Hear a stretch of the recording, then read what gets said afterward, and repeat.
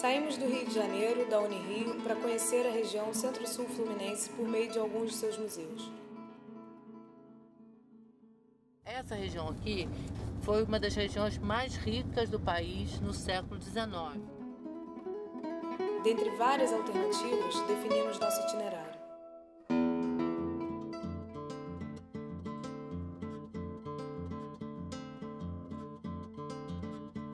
Quais são as histórias guardadas por esses vales? Quem habitou essa região? Por que há tantos vestígios imponentes do século XIX? Esperamos que os museus de nosso percurso nos tragam esta história e revelem a vontade de memória dessas comunidades.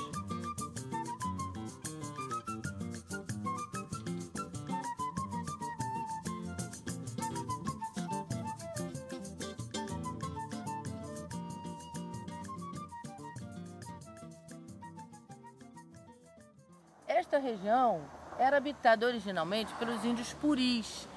Mais tarde, no século XVIII, foi construído o Caminho do Ouro, que vinha escoar a produção de ouro das Minas Gerais. No século XIX, a região viveu seu apogeu com a plantação de café. E surgiram os grandes barões de café, as grandes fazendas de café por toda esta área. O café foi o principal produto exportado pelo Brasil entre os séculos XIX e XX. As fazendas daqui foram precursoras deste cultivo. Suas riquezas motivaram o desenvolvimento de diversos núcleos urbanos. Como consequência, em 1820, a freguesia de Pati do Alferes foi elevada à categoria de vila. Mas nas décadas seguintes, o desenvolvimento chegou mais rápido à freguesia de Vassouras.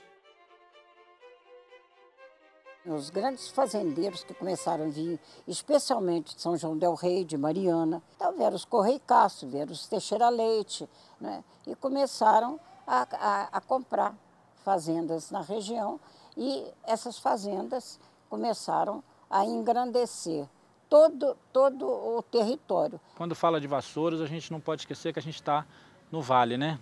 Na região do Vale do Café. E Vassouras pode-se dizer assim, o ponto principal dessa região do Vale do Café. E a gente tem um patrimônio histórico, cultural muito intenso. Fazendas, então, quem não conhece precisa conhecer realmente para ver que maravilhas são. São muitas fazendas que devem ser visitadas porque trazem a tradição, trazem toda uma história, mostram as senzalas, né? Algumas ainda têm as senzalas. Abertas à visitação, diversas fazendas continuam celebrando a riqueza do século XIX. Parecem perpetuar a vontade de memória das famílias mais destacadas dessa sociedade cafeeira, como é o caso dos Teixeira Leite, ramo descendente do Barão de Itambé.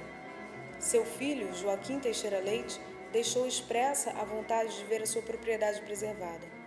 Para isso, confiou a sua fortuna à sua filha Eufrásia Teixeira Leite. Viveu muitos anos na França, mas quando vinha Vassouras, era aquela figura, ela morreu em 1930, os antigos, né, menininhos nessa época, ainda falam sobre ela, como é que ela ia de carruagem para a missa das 10, ficava numa das tribunas. Nós estamos agora no Museu Casa da Era, onde esse salão se chamava Hall de Entrada, onde o Dr. Joaquim, o pai da Eufrásia, recebia os comerciantes, tá, para fazer as transações do café. Uma mulher, um tino comercial, que fez da fortuna que ela recebeu dobrar, triplicar. Esses 2 quartos são chamados de alcovas, que são quartos sem janelas.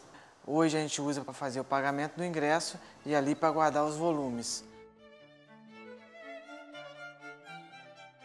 Quarto dos pais da Eufrásia, todo original de Jacarandá.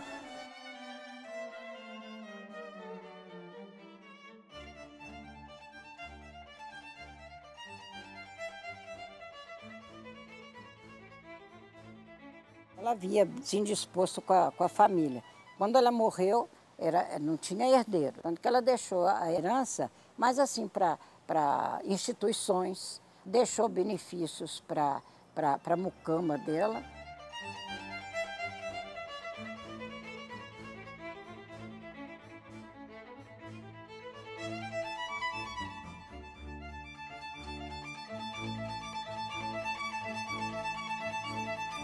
Obedecendo à vontade do pai, a chácara da Eufrásia entrou em processo de tombamento 22 anos após a sua morte. Aqui estão expostos quase 3.000 objetos, vestígios da família Teixeira Leite que servem de suporte de memória de um tempo próspero. Objetos ordenados para oferecer a visitantes, como nós, um passeio capaz de fazer viajar no tempo personagens da sociedade cafeicultora, como senhores, comerciantes, escravos. O Museu Casa da Era integrou o conjunto de museus do IPHAN a partir de 1968. O seu nome é alusivo à decoração original das paredes, que são cobertas de folhas de era. Vassouras é uma cidade riquíssima no século XIX, que dizem que tinham 35.000 escravos só em Vassouras, trabalhando no café. Antigamente não era brincadeira, era capinar de 7 varas, né? Hoje não, hoje o pessoal não sabe o que é isso mais.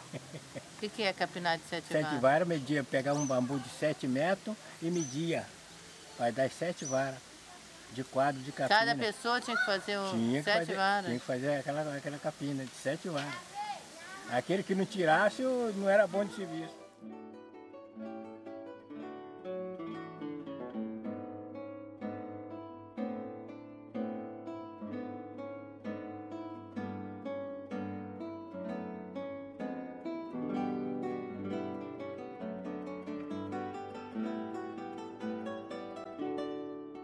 A riqueza do café ofuscava a pobreza das senzalas. Os números da escravidão traziam um medo que não era infundado. Em 1838, cerca de 300 cativos fugiram da freguesia de Pati do Alferes. Foram liderados por Manuel Congo.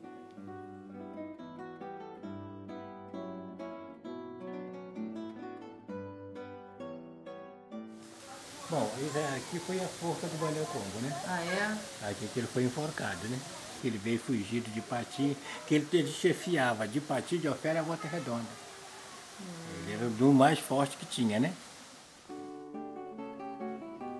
Seu Walter, descendente de escravos, morador de Vassouras, faz a luta de Manuel Congo reviver na sociedade cotidiana de sua comunidade, cultivando e difundindo aspectos da cultura afro-brasileira no entorno do Memorial Manuel Congo.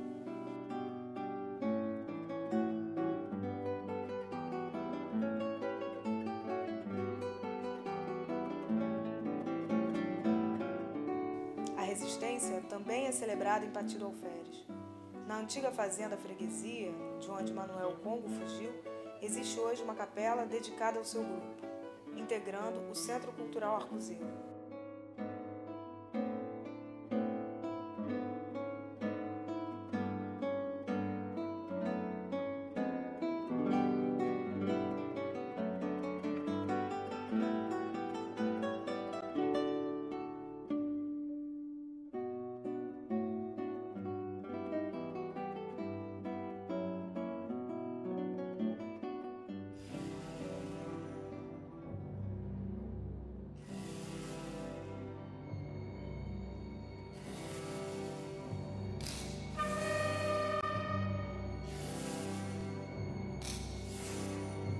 Miguel Pereira, por exemplo, é uma cidade que foi totalmente ocupada por ferroviários e construída por essa força da rede ferroviária nacional. Ela surge do desenvolvimento da linha férrea. Então Miguel Pereira surgiu, se caracterizou aí da expansão da linha férrea por todo o Brasil.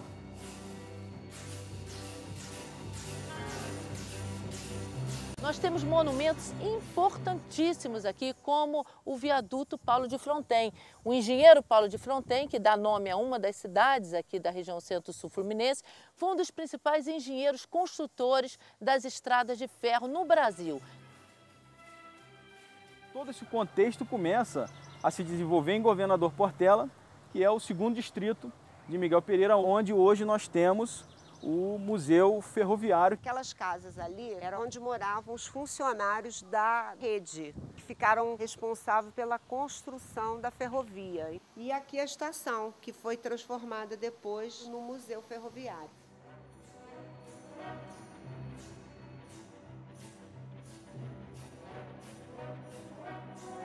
Quando Quando chegamos ao Museu Ferroviário, a sala de exposição nos traz a sensação de estarmos diante de fragmentos. A impressão que temos é que os objetos foram deixados ali à medida que a linha férrea foi deixando o distrito de Governador Portela.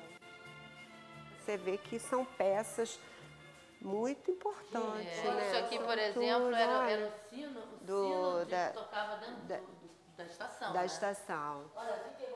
Olha, Sueli, você sabe contar melhor do que eu, né? Cada maquinista enfeitava a sua locomotiva com as placas que eles queriam. São essas placas aqui. Muitas dessas coisas eram feitas aqui. Viu? Aqui nós tínhamos depósito, né? No depósito. Essas ferramentas. Prego de linha, parafuso, chave de... Documento dos ex-ferroviários, tá por aqui. E até para merecer ser, né? Aqui dentro, olha. O que é isso, Sônia? Era a bilheteria. Os bilhetinhos ficavam colocados assim. Todo de pinho de rigo. Você vê que a madeira de lei ainda está intacta pelos anos, né? Apite. Olha, aqui é um apite todo em ferro.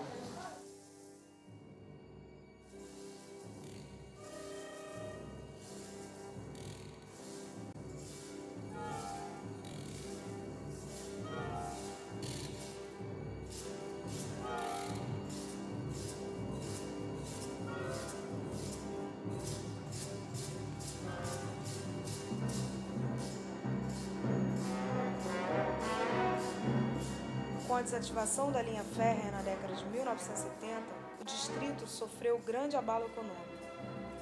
A ferrovia, que sempre fez parte da vida desta comunidade, passou a ser vestígio de um tempo que não voltará. A identidade construída a partir da ferrovia agora se reafirma a partir de sua memória.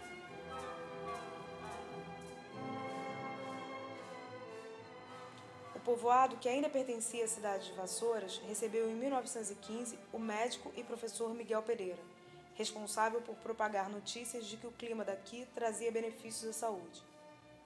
Como consequência, a localidade resolveu homenageá-lo adotando seu nome. Mas a ferrovia não foi a única responsável pelo desenvolvimento da região. As belezas naturais abundantes foram descobertas desde o início do século XX. Inclusive, Miguel Pereira é conhecido como o terceiro melhor clima do mundo